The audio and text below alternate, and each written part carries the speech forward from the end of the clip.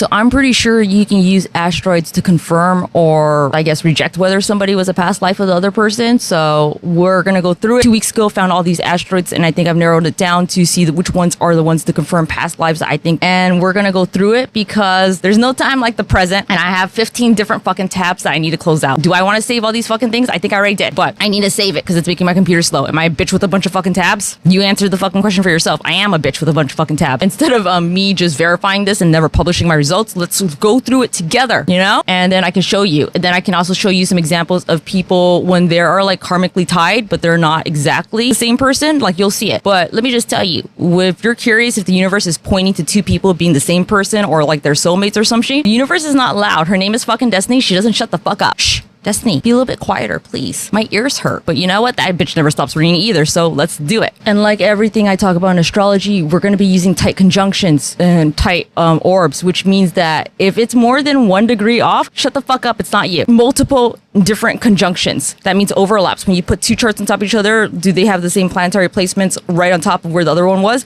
You should have multiple of those at very tight orbs, because if it's not that, what the fuck are you doing? Watch my next video. It's going to be longer, but this is the intro video and also me ranting. So on the inside circle is going to be Marilyn Monroe. On the outside circle right here is going to be Britney Spears. And now we're going to get that. Even before you look at asteroids, Britney and Marilyn have one of the most interesting kind of like mirrored charts I've ever seen. So you'll notice that the moons are right here next to each other. They're both Aquarius moons, and they have sister suns. One's a Gemini, one's a Sagittarius. But if you look at it, if you thought about folding chart kind of like at an angle, you'll notice sun, and also just like the planetary distribution.